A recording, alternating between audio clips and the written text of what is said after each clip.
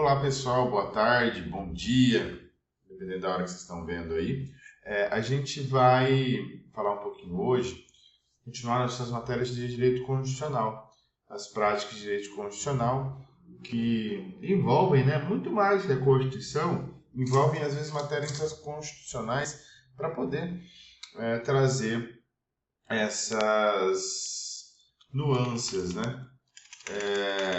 Eu estava vendo também, da questão das últimas provas da OAB, que eu falei também em direito penal na última aula, mas para vocês verem a prova da OAB, é só vir na OAB FGV e aqui vão ter os padrões de respostas das últimas provas, né? As últimas questões, etc. e tal. A última prova foi uma ação popular, tá? Mas ele sempre vai variando. Tá? Constitucional, nós sabemos que é uma matéria não tão extensa, mas que tem bastante peça que eles podem pedir. Tá? Uma ADI. Em tese, são ações que não tem, às vezes, uma questão, às vezes, do dia a dia do advogado normal. Dificilmente você vai impetrar uma ADI. Você tem que ser advogado de algum partido político, representação no Congresso, algo do tipo. Então, acaba afastando um pouquinho da advocacia comum, né? Mas é possível você fazer na OAB depois que você advogar. Depois que você passar na OAB, você pode advogar em qualquer área, penal, civil, enfim. Então, é uma das possíveis áreas aí que às vezes os alunos optam. Outra coisa interessante também é que existe aqui nos exercícios uma continuidade a respeito da prática jurídica.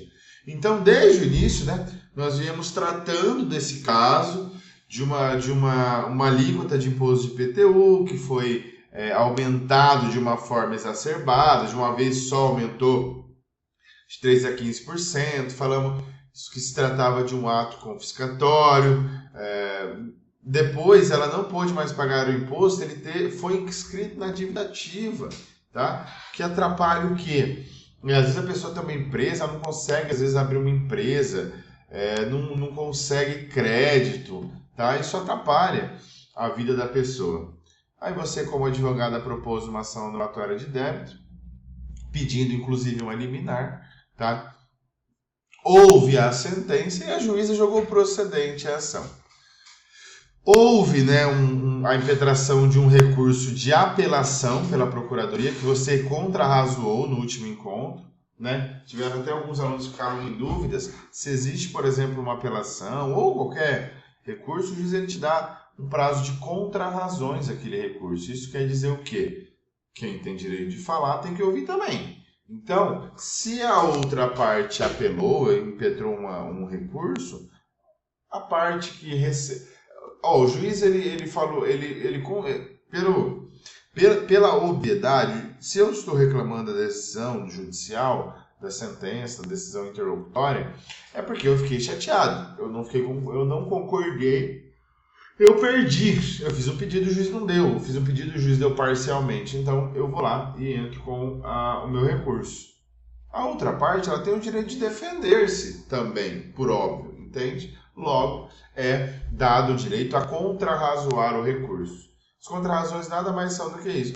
Se reclamou do juiz que ele deu a favor de mim, eu tenho o direito de defender a decisão do juiz, tá? Ou, às vezes, até reclamar com o juiz, porque às vezes eu peço 10, a pessoa fala porque o juiz não tinha que condenar em nada e o juiz dá 5. Às vezes ninguém fica feliz, né? As duas partes podem interpor recurso, pode, uma querendo subir, outra querendo abaixar, tá? Mas existe a possibilidade de contrarrazões, de eu defender. Eu posso falar assim, olha, eu quero os 10, mas se o juiz deu 5, mantenha-se os 5 então. Tá? Então, existe a possibilidade de contrarrazões todas as vezes que for uma impetração de recurso. Salvo em alguns, por exemplo, em alguns ritos em que o próprio juiz ele pode, se declarar como errado, às vezes em embargo de declaração, se é uma questão material mesmo, o juiz não precisa nem intimar outra parte, ele vai lá e corrige o erro que foi um erro material, tá? Era para constar 1 milhão, o cara colocou R$1.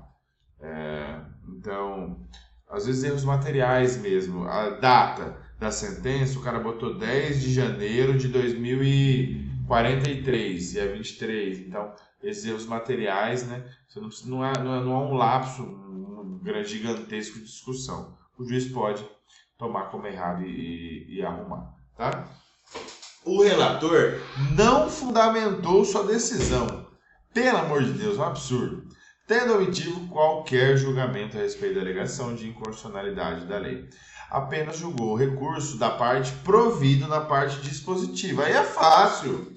Eu não preciso justificar. Eu simplesmente só falo se eu estou certo ou estou errado. Não explico os motivos.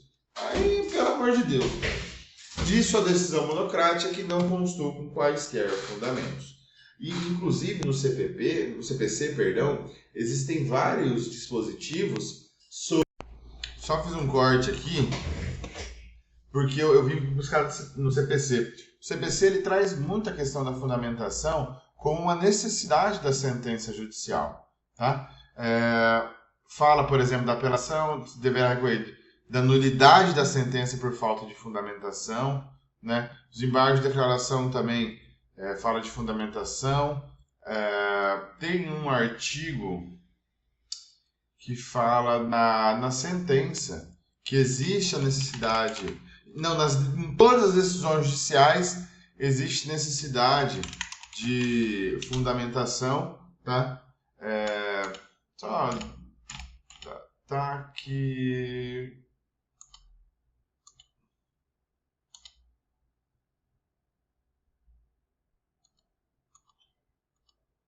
não vou lembrar o artigo de cor, mas ele fala justamente isso, que em todas as decisões judiciais existe a necessidade de fundamentação. O juiz tem que fundamentar, não é opção dele, ele é obrigado a fundamentar. Ele não pode falar, eu decidi isso e ponto. Não, mas por quê? Onde você chegou nisso? Por que você decidiu isso? Ele tem que fundamentar, é obrigatório, tá? A advogada Amanda, eles podiam colocar você como advogado, né? Bem mais fácil. Na decisão do relator, apenas contam nomes, um parágrafo apontando não ser possível a cobrança de tributo financeiro da aplicação da lei que carrega o aumento. Mas, em seu parágrafo final, consta recurso da apelante provido. A advogada Amanda foi intimada da decisão monocrática e deve se manifestar. Tá? Elabore a peça. Algumas questões aqui da arguição de inconstitucionalidade. Tá? Fala lá no CPC, lá no 948 a 950, que existe, né, ao virar o Ministério Público, fiscal da lei, aqui arguido em controle difuso, lembrando, está aqui já 948, né, que é a incidente de arguição de inconstitucionalidade, lembrando que a gente falou do controle difuso, controle concentrado, né, de inconstitucionalidades que ocorre no Brasil, podendo ser, obviamente, fala em constitucional, mas primeiro a lei já não poderia ser feita constitucional? Poderia, é a ideia. Tanto que passa as comissões de Constituição e Justiça, existe todo aquele protocolo que nós falamos nas últimas aulas para declarar se a lei, se eu coloco ela, porque em tese ela é constitucional, né? O Legislativo passa por esse filtro para poder instituir a lei. Agora acaba passando, decorrente de interpretações, etc., que algumas leis entrem em vigor e posteriormente serão declaradas inconstitucionais. Né? Cláusula de reserva de plenário para declaração, né, de uma inconstitucionalidade de lei ou ato normativo é necessária, é obrigatória a presença da maioria absoluta de seus membros, tá? Para não juntar 2, 3 ali e declarar inconstitucional. Tá bom? A ideia da existência dos recursos de processo civil, a vontade do juiz ao exercer a justiça substitui a vontade das partes. É como nós falamos daquele triângulo, né? O juiz está em cima, as partes aqui, uma em cada lado, e os dois tentando alcançar esse triângulo aqui, essa parte aqui em cima, que é o juiz que vai fazer esse julgamento. Então, nós temos uma discussão, uma demanda? Temos, nós não concordamos. A prefeitura quer cobrar 15%, eu falo, Jesus, é um absurdo, não pode. Nós temos essa discussão. Quem vai substituir a vontade das partes? Vai ser o juiz, vai ser o magistrado. Ele vai falar, olha, realmente essa pessoa está certa, ou a outra está certa. Ele vai substituir a vontade das partes, dando uma decisão judicial, tá bom? Princípio duplo grau de jurisdição, a gente sempre retrata nas aulas, né?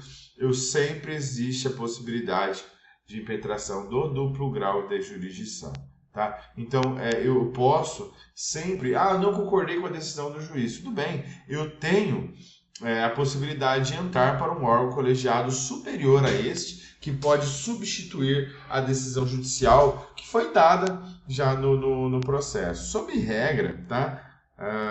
60% a 70% dos processos acabam existindo recurso, né? Por quê? Porque a parte que perdeu, ela precisa desses novos parâmetros, desses novos julgadores. Eles não concordam e acabam entrando com um recurso pertinente em regra apelação, né? Sob regra. Beleza? Está previsto no Pacto São José da Costa Rica, Carta de Direitos Humanos, tá? Em diversos lugares. Existem até doutrinadores que defendem que o duplo grau de jurisdição não estaria previsto na nossa própria Constituição. Ocorre que, mesmo expressamente, né, não constituído ali na Constituição, ocorre que o Pacto Internacional de Direitos Humanos ele ingressou, né, no ordenamento como estado supralegal, abaixo da Constituição, mas acima das leis ordinárias, né? Então, tem uma relevância gigantesca o duplo grau de jurisdição e deve ser respeitado e é respeitado no Brasil. Clareza e completude das decisões judiciais, tá? Do embargo de declaração. A gente falou na última aula a respeito do embargo de declaração, que é o único recurso que eu não preciso, né, entrar com uma peça de interposição. Em regra, os recursos, você primeiro faz uma peça de interposição, que a gente falou na última aula isso, e posteriormente eu faço uma outra peça com razões destinadas ao órgão que vai julgar, tá? Então,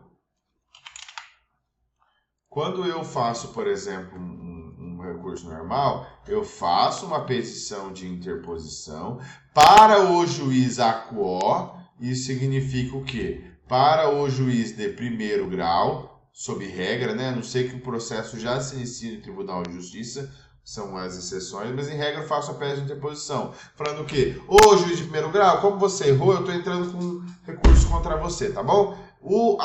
As outras peças, aqui eu não falo nada de fatos, de direito, nada. A única coisa que eu estou fazendo é informando o juiz que eu estou entrando com recurso contra ele. Só isso, tá? Nas razões recursais, aí sim, que eu vou explicar para os juízes que vão julgar, tá? Colendo a Câmara, colendo os desembargadores, né? Tem uns até que colocam ímpetos estagiários, tá? Nas razões recursais, sim, que eu vou discutir a respeito propriamente, né, das razões, etc. do recurso. Portanto, as decisões judiciais elas têm que ser claras. Não pode ser omissa, não pode ser dúbia. A pessoa não pode analisar aquilo ali e falar, mas vai ficar em dúvida.